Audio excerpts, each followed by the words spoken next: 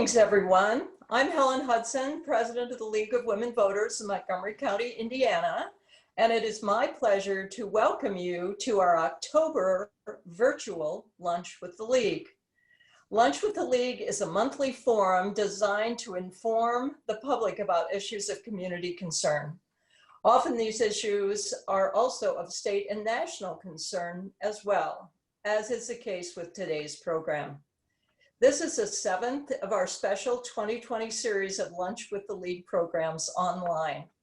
I invite you to view any and all of our programs on our website, Facebook page, or on our YouTube channel. You'll find programs about coronavirus, redistricting, living as a person of color in a small white town, namely Crawfordsville, about Indiana forests, and many other things. The League of Women Voters is proud to be nonpartisan, neither supporting nor opposing candidates nor political parties at any level of government, but always working on issues of vital concern for members and the public in general. Please join us if you're not already a member. Visit our webpage for more information. At this time, it is my pleasure to introduce our guest for today. Our guest speaker and presenter is Barbara Tully, President of the nonpartisan nonprofit organization, Indiana Vote by Mail. We are honored and delighted to have this very busy state level person with us here at the heart of election season. Indiana Vote by Mail is dedicated to making sure all Hoosiers are represented equally during the voting process. Indiana Vote by Mail works every day to ensure that all ballot options are available to voters in our state. Thank you, Barbara, for heading up this invaluable work that League of Women Voters, of course, supports. Our audience will be eager to learn more. Also with us today are two guest questioners. First of all, I'd like to have you meet Nancy Bennett. Welcome, Nancy. Thank you. Former president of the League of Women Voters in Montgomery County. Nancy is a now retired long-term university director of overseas programs at Purdue University. She is a notable advocate for the arts and is a docent volunteer at the IMA, as well as being a very active citizen here in our community. Our second guest questioner, he is David Long. Dave is former executive vice president of the Montgomery County Chamber of Commerce and a longtime familiar voice and on-air contributor at our family of local radio stations, WCVL, WCDQ, and WIMC. David is also the league organizer for our community's candidates forum, sponsored by League of Women Voters, the Chamber, and Business and Professional Women. In these pandemic times, Dave has innovatively shifted both our primary and general election candidates forums onto the airwaves. On Monday evening, October 5th, Dave will be interviewing all 6 candidates vying for competitive seats as commissioner or county council members in Montgomery County. Tune in at 7 p.m. or find that broadcast later on our radio stations. And last but not least, I'd like to introduce you to Marco Dees, cornerstone of our Lunch with the League programs. He coordinates our Lunch with the League speakers and is production manager and editor for these virtual programs. No small task in general, and for someone working, I think, a little more than full time right now, especially a most hearty thank you, Marco. Absolutely. Welcome. Thank you. Barbara, you've been a very busy person this month with National Voter Registration Day last week and everything else. All citizens need to thank you for your organization's tireless work on behalf of vital efforts to make our election system more, as you like to say, more voter-centric. And now it is my delight to turn this program over to Ms. Barbara Tully. Thank you. Thank you so much for having me. The opportunity to get the message out to a broad spectrum of Hoosier voters is what is most exciting about this. And so I always feel like I make new friends when I do one of these presentations, and I've been doing a lot of them by Zoom in the last several months. So it's awesome to be able to present to this group. So I very much appreciate the opportunity. I am going to share my screen and go into the presentation. So Indiana Vote by Mail is, as was said, a not-for-profit, nonpartisan organization. And in fact, I look to the very good example set by the League for years, has been a nonpartisan organization. And you know, Indiana Vote by Mail is a newer organization. And if I ever have questions about, well, gee, does this seem partisan or whatever, I will call on Linda Hansen and Barb Schilling from the State League and just say, hey, what do you guys think about this? Just for advice. So it's nice to be able to have those resources available. And I very much appreciate the League's leadership in that way. We want to make sure all Hoosier voters are represented equally through the voting process. We do that by advocating for full vote by mail. It's often called vote at home, and I'll explain why in a few slides. We want safe and secure voting, of course, because we want voters to continue to have trust in the process, and we want fiscally responsible voting practices. How do we do this? Well, we advocate for legislation. We are very active in terms of going to House and Senate election committee hearings during session. And so the 2021 legislative session will be very busy for us. And then obviously public education and awareness for vote by mail, as we're doing here today.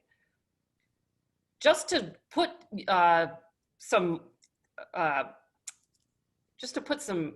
data out there about Indiana, the number of registered voters on the indianavoters.in.gov website as of this morning is 4.6 million and change. That number has gone up significantly in the last couple of months, and I'm hoping we can get it to 4.7 million, which would be awesome. Our average voting rates, easily available on the Secretary of State's website, for general elections is 52%. This does not put us at the top of the pack. This puts us in the bottom of the pack in terms of state rankings. And in primary elections, it's even worse. Primary elections, only about a quarter of us show up to vote in primary elections. That is not something that we should be proud of. We should want to have more people get out and vote. So how do we vote in Indiana? Well, we vote one of three ways. We vote on election day, which is in-person voting, of course. We can vote early in person at satellite locations in the county where you're located, and we can vote by absentee. For election day and early in-person voting, there are folks that are concerned about maybe crowding and lines and how is social distancing going to be enforced, and are people going to be made to wear face masks? And unfortunately, that's turned into a political issue too. So there's concerns about voting in person. Absentee voting is allowed with one of 12 or 13 reasons. Those reasons were waived for the June primary, but those reasons are back in place for the November election. And if you fear getting COVID-19, that's not one of the reasons. And we'll talk about what those reasons are in a few slides. Just so you know, the way the Secretary of State compiles election or voter turnout statistics, you're either an in-person voter on election day or you're an absentee voter. So early in-person and absentee voting on the back end of the process look identical to each other. You know, you fill out the ballot, you fold it up, you put it in the envelope, you sign the envelope, and then you put it in a locked box if you're doing early in-person voting, or you mail it back in or drop it off if you're doing absentee voting. Anyway, those look the same. You're either an absentee voter or you're an election day voter. So there are barriers to voting. The Carnegie Corporation did a report a few years ago that said, well, there's barriers to voting.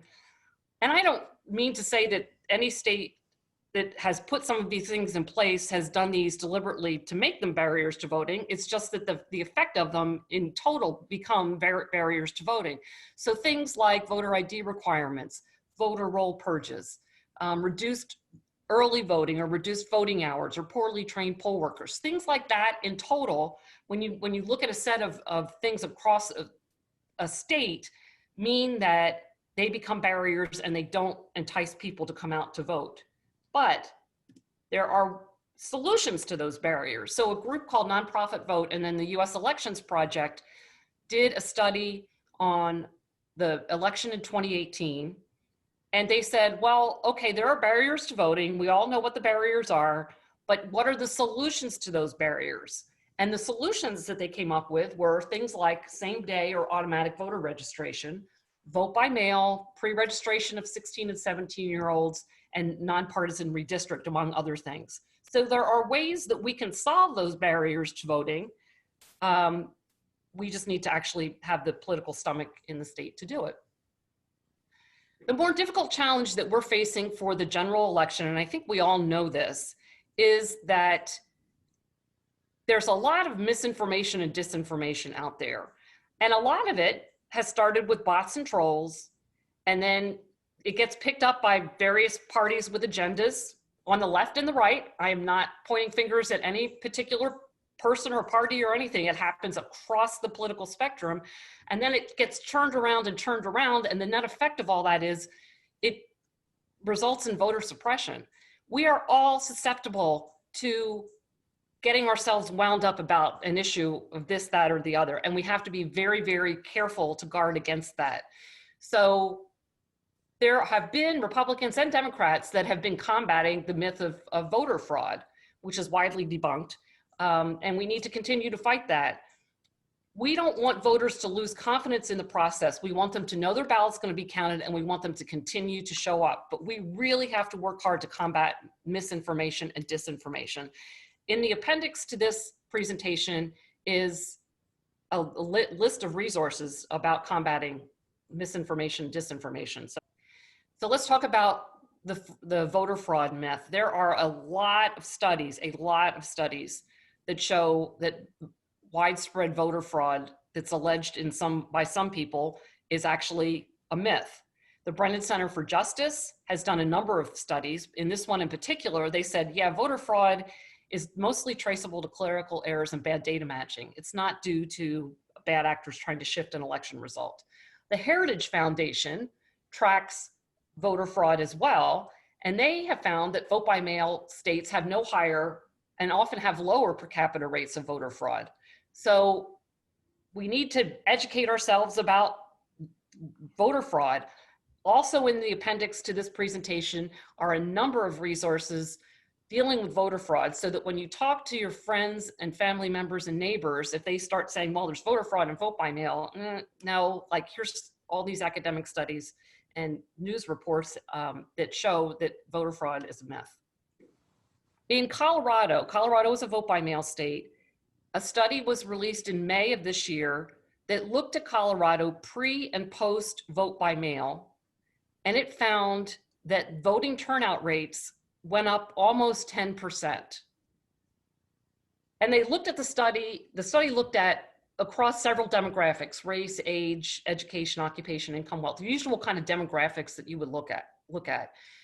To be clear, it went up for everybody in all of those categories, but it went up the most for Black Americans, Latinos, and Asian Americans. It went up for all age groups, but it went up the most for those under 30, and so on and so forth in the other categories. So it does increase voter turnout when you give people an option to vote safely from their homes.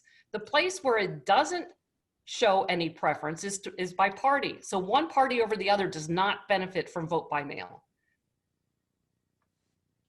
And in fact, the National Academy of Sciences released a report in June of this year that said the same thing. And then if you follow 538, there is a good study there that also shows the same thing. So there are a lot of resources out there saying, no, there's no party advantage for one party or the other to go to vote by mail. You know, Republicans like to think Democrats are only going to do it. Democrats think that only Republicans are going to do it. It doesn't show that that's the case. It just increases voter turnout overall. So let's talk about what we have in Indiana versus what vote by mail really is. So on the left side of the screen, for each election, we have to remember to apply for an absentee ballot. So we have to fill out an application. Thankfully, it's online now, which makes it a lot easier. But we still have to fill out an application. That creates a lot of paperwork for the county election staff to have to shuffle through every time there's an election. It's an opt-in system. We have to say, I want an absentee ballot, plus you have to qualify because there's reasons, as opposed to vote by mail states is an opt-out system. So in vote by mail states, ballots, not applications, but ballots are automatically mailed to all registered voters every time there's an election. And then there are return options. The reason why we call it vote at home is that most voters in those states don't actually return it in the mail. They can, but what they do is they put it in secure drop boxes, or they return it to staffed early voting centers or to polling centers on election day. So they have to opt out in those states and say, I don't want a ballot mailed to me at my home. I'm always going to show up and vote in person. Most voters don't do that. They use the ballot that's been mailed to them, or they vote in person if they choose to. The states that have been doing it, Oregon has been doing it for 20 years, Washington State for about 10 years, Colorado for 7 or 8 years, Utah, bright red state, did it last year, and Hawaii is doing it for the first time statewide this year. And then the other states that are doing it for the November election, but have been transitioning for some time. California has been transitioning for some time, but the governor signed an order that the November election would be, all counties would be vote by mail because of the pandemic. Washington, D.C., with its 500,000 voters, is mailing ballots to all registered voters.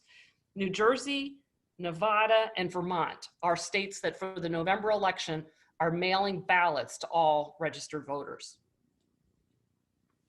So let's look at Indiana's absentee excuses. There are 11, 12, whatever, absentee excuses. So every time there's an election, if you want to vote absentee, you've got to get that application and you have to select one of these reasons. You know, you're going to be out of the county, you have a disability, you're at least 65, you're going to work all day, you're confined to your home due to illness or injury, et cetera, et cetera. There's these 12 reasons, 11, 12 reasons why you are requesting an absentee ballot.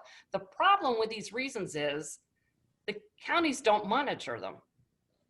So they're not going to come knocking on your door going, well, you said you weren't going to be in the county on election day and you're home, so why did you apply for it? They're not going to do it. They don't have the inclination to do it, and they certainly don't have the staff or the bandwidth to be able to do it, which kind of begs the reason that why do we have those excuses if no one's checking them? You do fill out that absentee ballot application under penalty of perjury, so I would never tell a voter to lie. But I have had conversations with county clerks who go, yeah, we don't monitor them. We just, as long as one of the boxes is checked, we don't really care. But we can't get any kind of explanation from the Secretary of State or the governor for why they would not support dropping these reasons. So why do we advocate for vote by mail? Well, we want to keep the trust and security in elections very high. So if you go to a vote by mail system, you've got a paper ballot for every voter that sends one that uses the ballot that's been mailed to them. So you have a paper trail. And it keeps the trust in our elections very high. Reduced administrative burdens and costs. You know, Colorado saved pre and post vote by mail about 40% of its election costs. Now, people are going to say, wait a minute, that means polling locations have been cut and poll workers have been cut. Yes, it does, but that happens organically over a period of time. It doesn't happen in one fell swoop.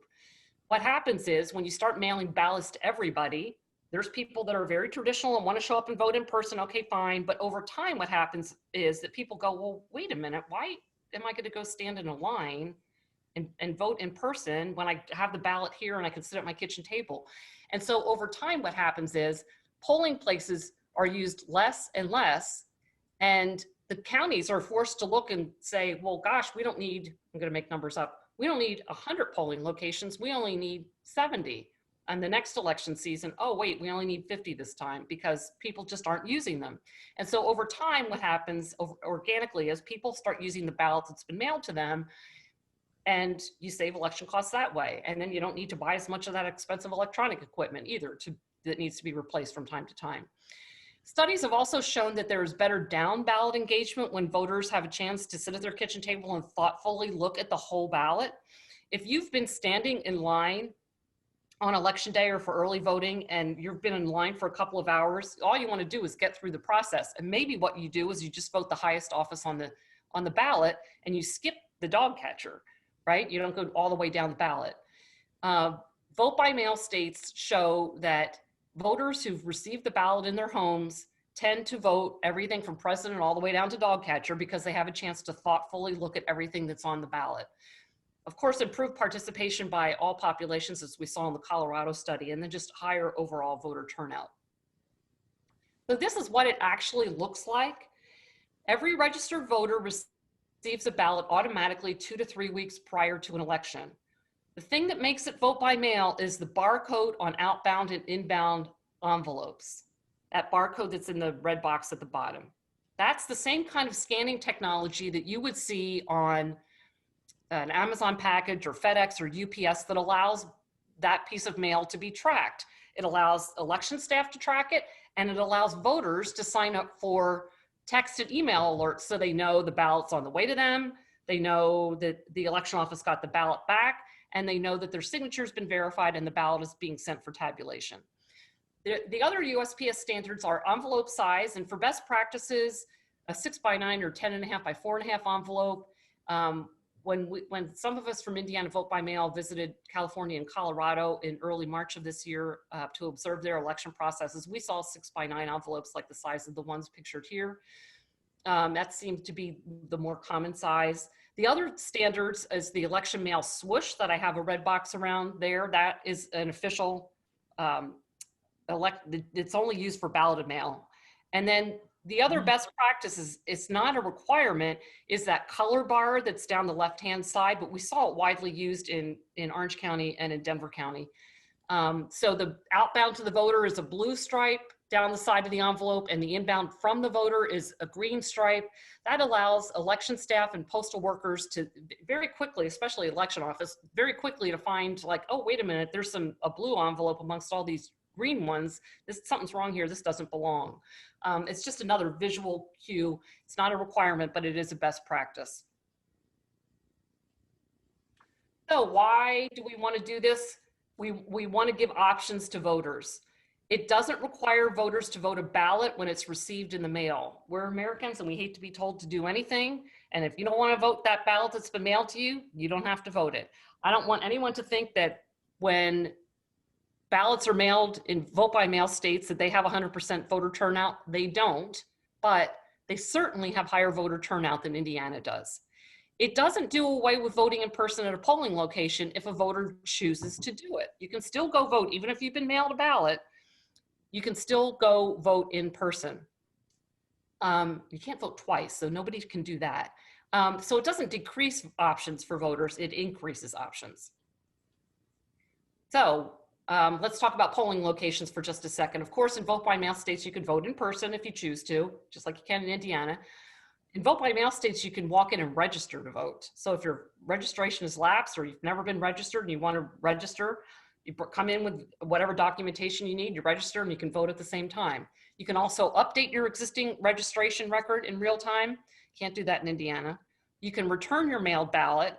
And breaking news as of late yesterday, I was doing this presentation last night for a group in Northern Indiana, and I got off the presentation and I was reading my emails and I saw that a federal judge in the Southern District of Indiana had said, oh, the noon election day deadline is arbitrary, and Indiana now has to take ballots that have been returned, postmarked on or before election day and returned by up to 10 days after the election day. So that is new bit of news as of last night, which means that you can return your absentee ballot on election day up to the close of polls if you're hand delivering it back to the voter office.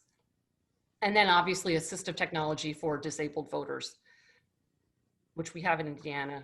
They have a couple steps above that, as we heard about in California and in Colorado. So I'm going to talk about voters with disabilities for just a second. We have started to do some work with disability communities here. And of course, there's a number of laws that govern what they are allowed to do, not allowed to do, what states are supposed to do to help support disabled voters. What disabled voters have told us is that they want the same right to independent and private marking of a ballot as able-bodied voters. And they may need to use a polling place because of that, because they may not have assistive technology at home. There are types of assistive technology that are used in both Orange County and in Denver that allow voters to use assistive technology in their homes and submit a ballot. So we may have to look into that in Indiana, but that's really what disabled voters want. And we want to advocate for whatever makes that voting process for disabled voters as easy as possible as well. So this is what it actually looks like. We were in Orange County, California on Monday, March 2nd. That is a official ballot drop box, as it says on the drop box itself, that is outside the voter registration office in Orange County. This woman was walking in through the parking lot, but it's a drive-up box as well. They have about, they've got 1.7 million registered voters in Orange County, about 1 million more than we have in Marion County, which is the largest county in Indiana. They have about 100 of those located throughout the county. And then there are very strong chain of custody requirements around how and when those ballot drop boxes are emptied throughout election season. They're emptied at least daily. They have seals on them. It's always 2 people to go out and empty them. They have to make sure the seals aren't broken. They empty them, the 2 of them empty the box, they seal it back up again, put new seals on, record the numbers of all that. So there's very strong requirements around that. The one on the right is from Denver, and we were in Denver on Super Tuesday. And that is one of their smaller ballot drop boxes. And this was outside a library that was functioning as a vote center on Super Tuesday, election day. And by the way, on those 2 days, we stopped and drove past numerous vote centers, and we didn't see lines anywhere. So what happens throughout election season is those ballot drop boxes are emptied daily, or ballots come in the mail. They end up in trays, and then they go through a high-speed scanner. This is the one from Denver, the Denver election office. And that sleeve of envelopes, that row of envelopes there, is going to go through that machine probably in a minute or 2, maybe not less than 2 minutes. And as it's going through, the back of the ballot envelope, a picture is being taken of the back of the ballot envelope where the voter's signature is and where they filled in their address. And that image is ingested into software. And the software is then pulling in various copies of the voter's signature that's available in a database for election workers to be able to do signature comparison. So on the opposite side of where I took this picture is like 10 computers set up with operators, temporary election workers sitting there. And the software, they're just working a queue of signature comparisons. John Doe's signature pops up, and then they have multiple examples of John Doe's signature to compare to the one that's on the new ballot envelope that he submitted. So it's from his voter registration, it's from previous times he's voted, it's from the BMV, it's other examples, multiple examples of his signature. It's incredibly hard to forge. I mean, all of us would probably say, hey, look, when I registered to vote a bazillion years ago, my signature doesn't look anything like it does today. It probably doesn't, but there's elements of it that people who are trained in signature verification know to look for. And it's incredibly hard when you've got a history of many years of a voter's signature to forge that. All the election workers who do signature verification undergo forensic handwriting signature training, and no single individual can reject a signature. So if I'm sitting at a computer terminal and John Doe's signature comes up for me to look at, and I'm looking at multiple examples of his signature, I'm going, nah, I don't think so. And I hit the no button, no, I'm not accepting this. Then all it does is it goes into somebody else's work queue, another election worker of the opposite party, into their work queue. They don't know that I rejected it. They just know it came up in their work queue, and they have to accept it or reject it. If they reject it, then it goes to a second tier review team. It's bipartisan that then investigates a little bit further. And then if it's rejected, even at that stage by the second tier review team, then it goes into a cure process. So there are cure processes in vote by mail states for signature discrepancies or missing signatures. Missing signatures is easy. It depends on the state, but every state has slightly different requirements for how the voter is contacted. When there's a missing signature, people just forget to sign their ballot envelopes. We all do it. But for signature discrepancies, that's a more serious matter. So in Denver, for instance, they will send a notice to the voter the same day they get that ballot envelope back if there is a signature discrepancy. If the voter contacts them and says, oh yeah, that's my signature, here, let me, whatever documentation they have to provide to show that that's their signature. If the voter ignores it, they get another notice.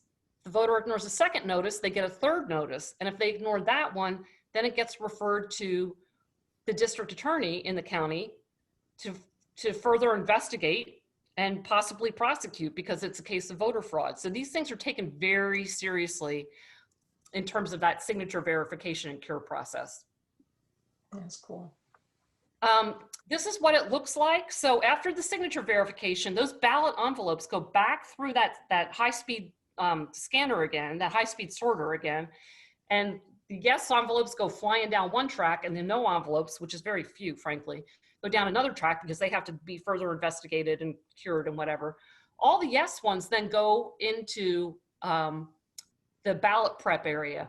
So the pictures on the left are envelope slitters. It's just too much to do by hand, and this runs at the speed of the operator. But all the operator is doing is that envelope is running through the machine, it gets slit open, and they're extracting the ballot. And when that ballot gets extracted, then it's completely anonymous at that point. There's no way to tie it back to the voter because the ballot goes one way and the envelope goes another way. And then the pictures that are on the right are people that are, making batches of ballots to be able to go through the tabulation process. So they're unfolding them. They're making sure there's no folds or rips or tears or anything when it went through the envelope slitter, and they're putting them in batches to go through the tabulation process. In Indiana, we can't do this stuff prior to election day. We can't open the envelope. We can do the signature verification step, and I believe, at least in Marion County, I know that they're doing the signature verification step as much as possible before election day. But we can't open the ballot envelopes before 6 a.m. on election day. And we'll talk about why in just a second. So after the ballots are put in batches, they go through a high-speed scanner imager like this. This is a tabulator. It's actually counting the votes. This happens throughout election season. So as soon as ballots start getting returned to drop boxes or by mail or however they're turned in, then they go through this entire process, the signature verification, the envelope slitting, the ballot prep, they go through the tabulator. But what doesn't happen in these places is they don't actually tally the results until polls close in that state on election night. We can't do that in Indiana because of dead voters. So let's say, for instance, you get an absentee ballot. I'm going to use John Doe again because I don't want to think about this for any of us. So John Doe gets an absentee ballot and he turns it in on October the 15th. And then he happens to die on October the 22nd. What the clerk is supposed to do is remove that ballot from being counted because he's dead. In vote by mail states, and I verified this with both the registrar of voters in Orange County and the election office in Denver, I'm like, well, okay, so what about dead voters? And they said, well, as long as it's a legitimate signature and we've determined it's a legitimate signature, we're going to count we're going to count it because the person intended to vote, and so we're just going to count it. In Indiana, we can't do that, so that's why we can't open election mail before election day, because the county election staff are supposed to remove those ballots for dead voters, and you can't take the ballot away from the envelope and find the voter if that is what you're intending to do. So you have to keep voter rolls very clean if you're going to mail ballots to everybody. Mailed ballots are not forwarded by the post office, so if you've got a change of address on file because you've moved, it's not going to get forwarded. It's going to get sent back to the election office. Vote at home states use lots of methods to update their voter rolls, but the most important thing that they do is they update them frequently. So it's kind of this, let's think about this as, I'm going to run a marathon and I need to run X number of miles a week, right? You got to exercise it. You got to keep doing it, and you got to keep doing it, and you got to keep doing it. You can't run a mile today and expect to run a marathon tomorrow. It doesn't work like that. So the frequency of updates is a constant and ongoing thing. I'm not sure that we do a great job of it in Indiana. The tools for updating voter rolls are something called ERIC, the Electronic Registration Information Center, which I think now is 32 states in Washington, D.C. But that's a chance to find voters that may have moved out of state. You know, somebody that moved from Indiana to Illinois, it's like, whoops, they didn't drop their Indiana registration and now they're registered in Illinois. And so that's a way to find voters that have moved around a lot.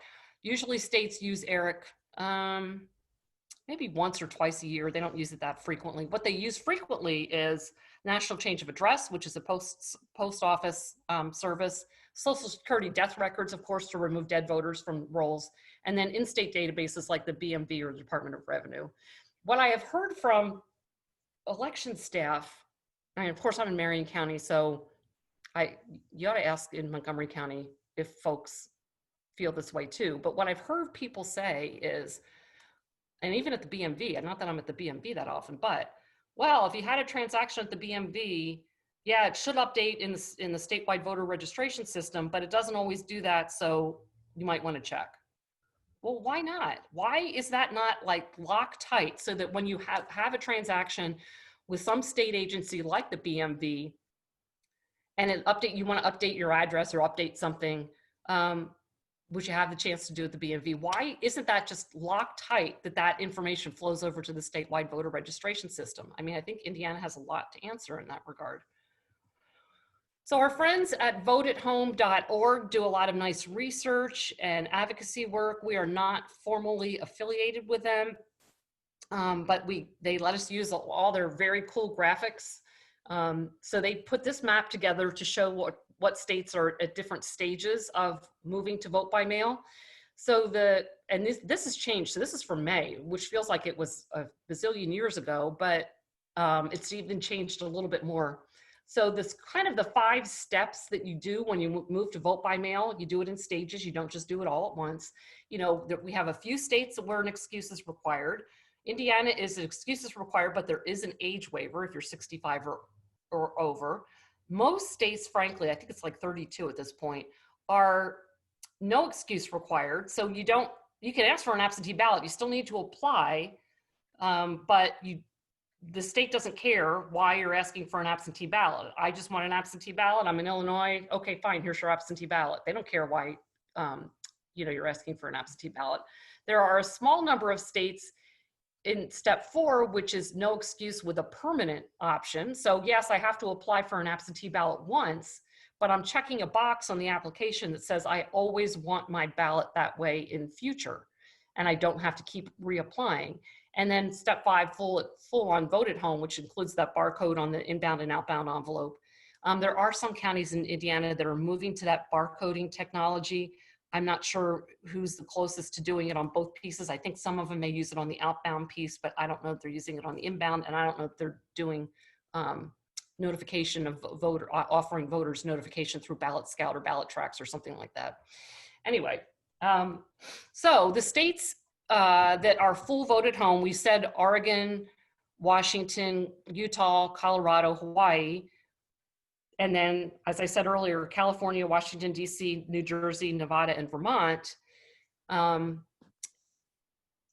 It's a changing picture. It's almost hard to keep up with this map. But let's not look at all the coastal states or the whole country. Let's just look at the upper Midwest.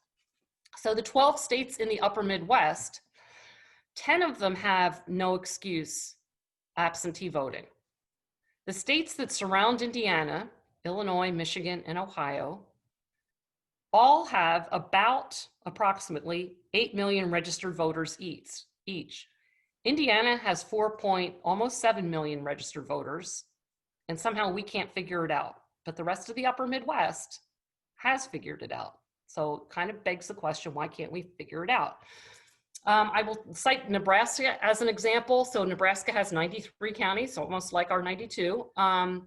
They did a pilot program for a couple of their counties for the 2018 primary, and those 2 counties had much higher voter turnout rates than the rest of the counties in the state. And the other counties in the state went, oh, wait a minute, we want in on a piece of that action. And so Nebraska is moving along on its vote by mail journey as well, because the county clerks have seen that it really benefits the voters in their state. Here's some other graphics that's just interesting to see how different news publications pick up on this data and sort this data. The one on the upper left is from the Washington Post, and that's from, I think that's from July, mid-July. The one in the middle at the bottom is from the New York Times, and that was from mid-August. And then the one on the upper right is from the Wall Street Journal. So the colors are kind of the same, but they're all parsing the data in a slightly different way. And it's just interesting to kind of compare those graphics to each other. According to the National Conference of State Legislatures, there are 20 states that have made temporary changes to state voting policies for the general election this year, for absentee or mail voting policies. So there are states that are adapting to the conditions on the ground. We did for the primary, but we're not doing so for the general election in Indiana. And then just so you know, the folks that look at elections, along with other state matters, other matters that are of interest to these groups. The National Conference of State Legislatures, we have a Republican senator and a Democratic senator who are members of that association. The National Association of Secretaries of State, our Secretary of State is a member and a past president. And then the National Association of State Election Directors, so the co-directors of the Indiana Election Division, the Republican and the Democrat, are both members of the National Association of State Election Directors. I'm highlighting these three organizations because I will tell you that just by membership in these organizations, these folks know exactly what kind of election reform is going on in other places throughout the US. And it's not clear why we can't have the stomach to do some of this stuff in Indiana. So over the last several legislative sessions, the Indiana House and the Indiana Senate Elections Committees have not scheduled hearings on bills for no excuse, absentee, permanent no excuse, vote by mail, automatic or same-day voter registration, and pre-registration of 16 and 17-year-olds. They've received bills for them, and I think you all know the way bills, end up in committee. I mean, everybody submits their bills at the beginning of the legislative session. They get sorted amongst the committees, and the committee chairs have a lot of power to be able to schedule or not schedule various hearings on bills that they want to hear. These bills have all been introduced multiple times in the last several years and have received no hearings.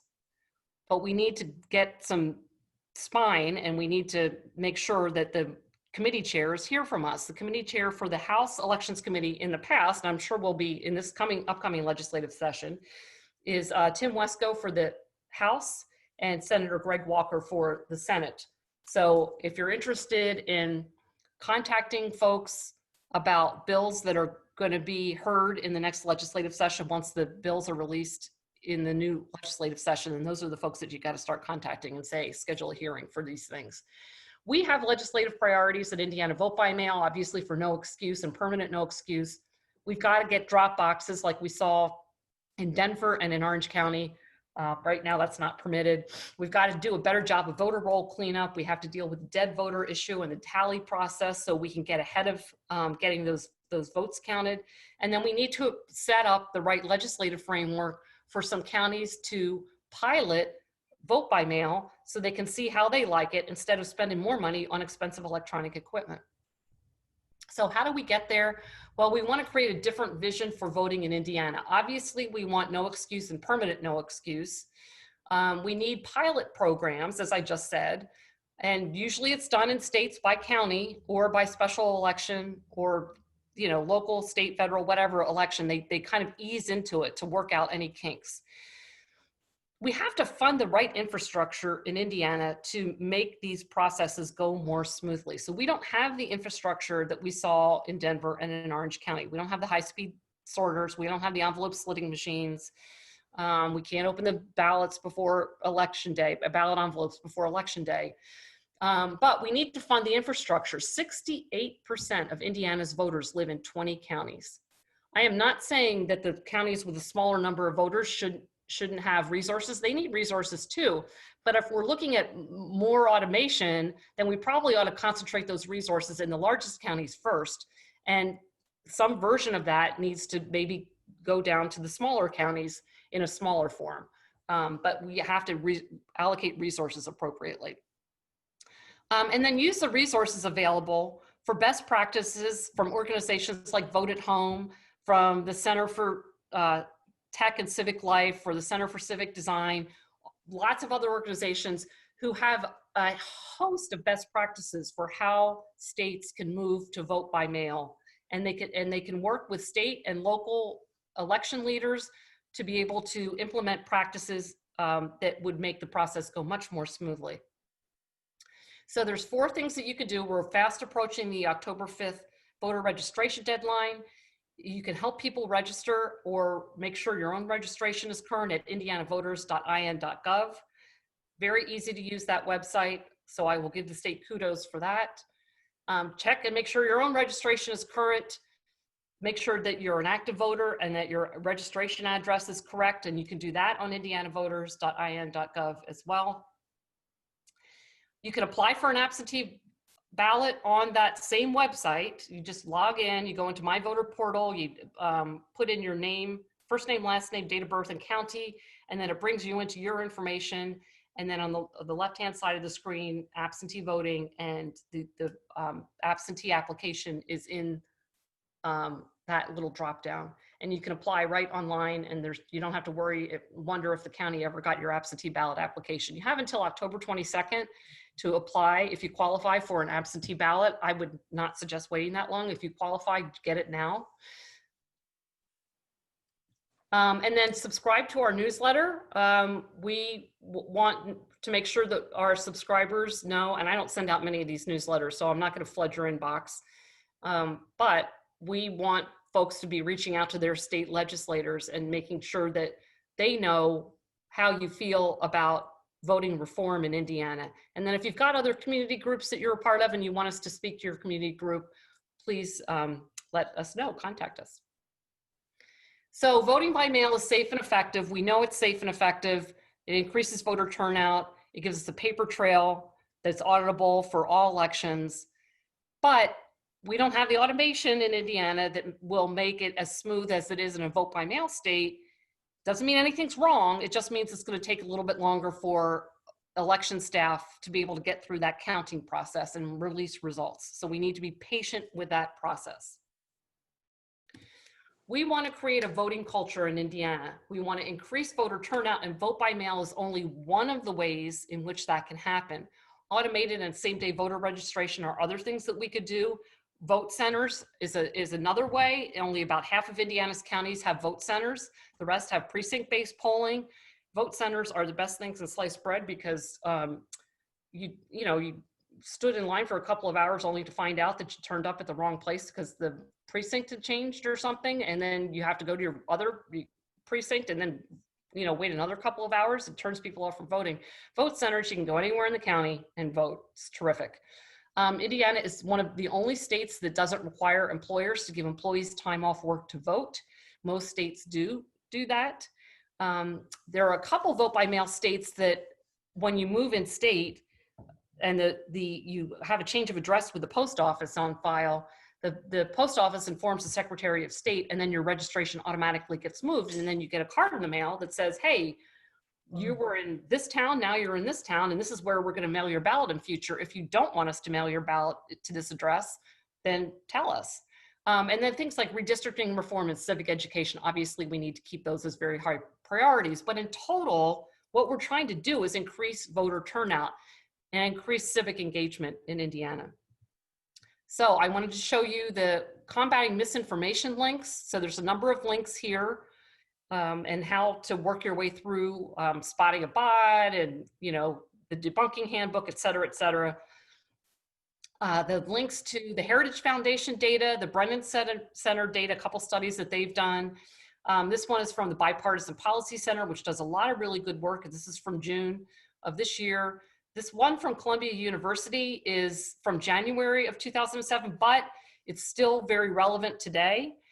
The UCLA Voting Rights Project is a newer one. It's a short one. Center for Public Integrity. I mean, there's just a number of things here. The PBS NewsHour, the U.S. Election Assistance Commission, the Brookings Institute, Stanford University, so on and so forth. There's a lot of resources that will help you to combat that myth of voter fraud. And then here's some links to some videos on YouTube. So these states have put videos together that help educate voters. So they've done a lot of outreach of voters about educating voters about how vote by mail works. And in fact, the one in Hawaii was a League of Women Voters video that they had done in that state. So interesting if you wanted to see how they've put together vote by mail in other states and help to educate voters.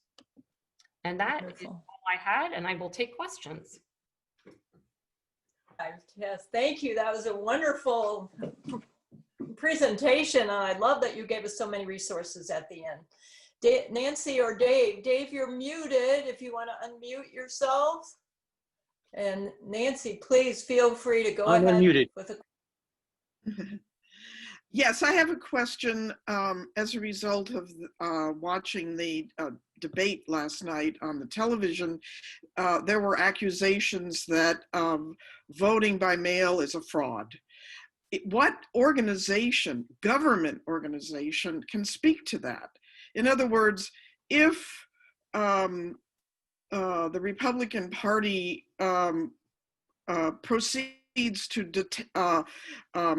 say that the election is not valid after November 3rd, what government organization can go in and say, yes, it was valid, here is the proof? I don't know if there's any single government organization. I mean, maybe the Election Assistance Commission, but I think it's really going to be down to the county election officials in each county and in each state. So I think you're going to be looking at county clerks who are saying, here's our paper ballots, show me how these are fraudulent. You know, I think is where that's going to come down to. So I don't think there's any single government entity. I think it's going to be a concerted effort across the board by election staff in every county. I don't know how many counties are in the US, 6,000 or something like that, to go, no, we ran a good election and we're going to show you how we ran a good election. Thank you. One of the questions I have, the studies that I have seen all indicate that voter participation increases with mail-in ballots. And in the end, it doesn't favor one party or the other. Are these studies correct, or are there any counter studies to that? I have not been able to find any counter studies that show that it benefits one party or the other. I had talked earlier in the presentation, and you may have joined a little bit later, but there is no favoritism of one party over the other. There's a study out of Colorado from May of this year that shows that. There was a National Academy of Sciences study from June of this year that showed that. There was a report from 538, the website 538, that has a nice statistical study that shows that there's no advantage for one party over the other. So I haven't been able to find anything that says it benefits one party, or like that stuff doesn't exist. I personally find the issue of dead voters ridiculous, but that's my personal opinion. Are there statistics that show across Indiana how many dead voters have been discovered in past elections? I don't believe that is a statistic that is tracked by the counties and by the Secretary of State. I believe that you're right. It's probably a very, very small number. And, you know, there was a bill that went through one of the committees a couple of legislative sessions ago, and it just never got anywhere. And then I think the Secretary of State sent it to the Attorney General's office, and the Attorney General was like, no, it will take a constitutional change because a dead voter is not a person. And, you know, it got into all this. And I asked an attorney that I know who works on election law things, and he said, this is not, they had a bill about this and it didn't go anywhere in one of the committee meetings. So no, this is not a constitutional change. It's a political will that, you know, Indiana just doesn't want to deal with. I will tell you that there are a number of politicians changing from dead voters now to the no excuse argument. There are a number of politicians, Republican politicians in Indiana, who would be happy to see the excuses go away. Greg Walker, chair of the Senate Elections Committee, is one of them. Jerry Torr, who's a Republican representative from covers part of Carmel, so it's a funny shaped district up there. He's another one, supports it. There was a bill that passed 2 legislative sessions out of the Indiana Senate. It passed the Senate. It got out of committee. It passed the Senate that removed the excuses. And it got over to the House when there was crossover, and it died. Oh. So there are people in Indiana that want to do the right thing, but I feel like we're kind of being held hostage by a few people that don't want to see some of these reforms put into place. Well, why not? We're trying to enfranchise more voters of all stripes. I don't care if a voter is purple or red or orange or pink or green or blue. I don't care. I want more people to vote. Doesn't matter their political party. More people need to participate in the process. That's the bottom line right there. That's all we're about. Yeah. Absolutely. And League did a thing this spring, Barbara, that you probably know about called Time to Vote, where we got in the hands of all our government teachers in the county that very thing. And that exercise, I think, was very powerful. Our teachers reported back that it was very powerful. Basically, they had a question where all the kids raised their hand to say, yes, I believe in voting. Okay. And then the teacher arbitrarily says, this third of the room, put your hands down.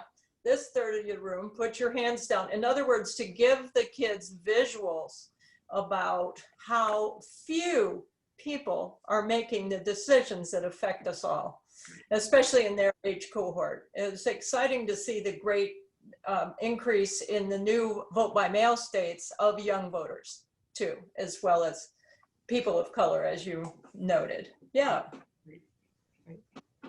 I know the ruling is very recent. Last night you said you heard about the ruling that it's extending the date. But what I'm wondering is who's going to monitor this? In other words, suppose in some county nobody heard about it. Of course, the county clerk will have heard about it, but who's going to make sure that that particular county goes ahead and accepts those ballots that come in until I think a week later? Well, so it's 10 days. 10 days. Yeah, it's 10 days. And a directive is going to have to come down from the Secretary of State. And it's been so widely reported since last night that counties have to accept them. Okay, now, good. It's postmarked on or before Election Day. Right. And return. So if mail is still coming in, so the only way it's going to be after Election Day is if it comes in the USPS, right? It can't, a voter can't walk it into the election office the day after Election Day and have it be accepted, because then they would say, no, sorry, we can't accept it. But if it's coming in mail delivery, the county has to accept it. And there's just too many hands that touch these things when they get to the county office. I can't imagine that if the election staff said, oh, no, we're just going to toss these out, we're not going to accept them, I can't imagine that something like that wouldn't be discovered. I think county clerks and their election staff want to do a really good job for Indiana voters. I mean, I think to a person, doesn't matter what party they are, I think to a person, they want to do an excellent job for Indiana voters. So I can't imagine that they wouldn't accept ballots received by up to 10 days later. And I have a follow-up question. I heard on the news that Marion County was successful in finding over 2,000 or more poll workers to substitute for ones who may be older and not want to work as a poll worker. Are those poll workers also going to be helpful in tallying these mail-in votes? So yes. So some of that recruitment is for people to work on Election Day and after Election Day in the central count location in Marion County, which is out on East Washington Street. So yeah, there are election workers that are temporary election workers that are needing to do that. So right now, the before election workers, there's some temporary staff in that election services center that are preparing, when an absentee application comes in by mail or online or whatever, they're making sure the voter's registered, and then they're preparing the ballot package to be able to go out to the voters. So there's some of that going on now, but there's also ballot mail that's already started to flow back in. Ballots began to be mailed mid-September. So there's already ballots that are being returned that have to be dealt with. Now we can't open them, but the signature could be verified. So I think there's people already going through that process pre-election day, so that when election day happens, the people that are in the election services center can start to open those and start to get on the processing right away. So I think they're doing as much of that ahead of time as they can. The election day poll workers, we had done a lot, the league had done a lot, Common Cause and some other organizations had done a lot to try to engage with the business community to say, hey, you really need to maybe recruit some poll workers from your employee base. And so we contacted the chamber and others and tried to help recruit poll workers. They were trying to recruit even more poll workers just to have like a backlog of people that they could call from in case, for instance, the virus surges and then people were like, oh, I'm not gonna work at the polls, I'm not gonna work at the polls. And then I know the legal community was being encouraged to also be poll workers. They were offered continuing legal education credits for working either on election day at a polling location or in the central count office. And that's statewide, that's not just in Marion County. So I don't know how it's going in Montgomery County, but I think they're probably close to 2,300 or maybe 2,500 election workers. I've been an inspector the last couple of years, but I've decided not to work the polls this year. I mean, we are part of the Indiana Vote by Mail, and myself and it's 8 other individuals are part of the no excuse absentee lawsuit. And I thought, I can't be part of the no excuse absentee lawsuit and work the polls. That's not gross. Thank you. Dave, do you have some other questions? I was just trying to think. One of the things I think it's going to be a problem is, as we all know, we sort of have a toxic atmosphere right now where facts don't seem to matter as much as opinions. And a lot of these folks, it's going to be hard to change their minds because it goes against what they believe. And I think it's going to be a long uphill struggle to convince a lot of folks out there with all of the verbiage that's out there that's more inflammatory and it sounds more exciting than what we're trying to do. So what kind of a timeline would you suggest that this may happen? Well, so the thing that we like to say in Indiana Vote by Mail is that this is a marathon, not a sprint. And you're right, it is changing hearts and minds over time. And the more word that we can get out in the state, I mean, I think before the primary election this past June, there were a lot of voters, you know, it was almost 550,000 Hoosier voters voted by mail. A lot of them were the first time voters who voted absentee that way. And, you know, we did an informal survey and most of those voters absolutely loved it. They thought it was great. I mean, there were anecdotal stories of people like, oh, I applied and I never got my ballot, et cetera, et cetera. But most of the voters that responded to our survey, and it was over 500 of them, were like, yeah, I would do this again. This was awesome. I didn't have to go stand in line at a polling place. So I think it's just convincing people to try it and like it. And once they do it, I mean, there are always going to be those people who are like, no, I want to show up and vote in person. Fine, show up and vote in person. I'm not making you vote your mail ballot, but don't deny that right to other people. And I think it'll end up being, frankly, I mean, I hope it doesn't take a generation, but it could be a generational change. I mean, when we look at younger folks who go, well, wait a minute, we're supposed to go stand in line where? For how long? On election day? Like, it just doesn't make sense to them. So this is why you do the incremental change. You remove the excuses and then you let people sign up to be permanent. And then you start to get some of the infrastructure in place in a couple counties and you let them try it out and work out the kinks and the bugs. And it just is, it's gradual. It's not an all or done, we're gonna go to vote by mail next year and that's it and it's all solved. It's gonna be a gradual change, but we've gotta have the political will to get some of these things done. As I talked about, the dead voters, the tally process, the you know, any number of things that we need to work on. So we follow the election laws very closely, but we got to get the political will in Indiana to do it. It seems like Indiana legislators are always looking at the bottom line. Are they at all convinced that this might save money? You know, we talk about that as part of our presentations when we've talked to legislators, but you know, there are some pretty deep relationships with equipment vendors, voting equipment vendors. There's only about 8 voting equipment vendors in the US, and in Indiana we use 3 or 4 of them, 3 of them maybe, for various types of voting equipment. And I forget what you've got in Montgomery County. In Marion County, we have a microvote machine. So we insert a blank ballot into the machine, we vote on the machine, it spits it back out, it's printed in barcoded in words what our vote is, and then we take that over to another machine that tabulates it. I'm not sure what you've got in Montgomery County, but in 58 Indiana counties, it's all electronic. There's no piece of paper. We have paper. Okay. Yeah, that's good. I mean, so at least in, you know, in Marion County, you can go back and look at the physical piece of paper and say, oh, candidate A won, not candidate B. But, you know, in those counties, I'm not sure how they do audits of elections. I mean, it's a little crazy, but, you know, and those relationships with equipment vendors are long established. There's contracts in place. I mean, it's hard to break that up, which is why you can't go to just vote by mail in one fell swoop, because these contracts are already in place. You know, Dave's last question. So, you know, it does save costs over time, and you would think that that would light up some ears in the State House about saving costs, but I'm not so sure they're convinced about that. Mm-hmm.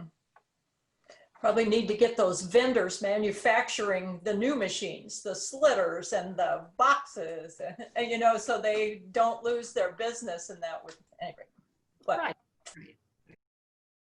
Also what you mentioned, Barbara, about enlisting the legal community, chamber businesses, and I know Tennessee and a couple other states have recruited teenagers younger than able to vote people, and what a great civic thing that is. I would hope that we can do a lot of all 3 of those things in Indiana that will suddenly make something that's been come a little faster, we hope. Yeah, for sure.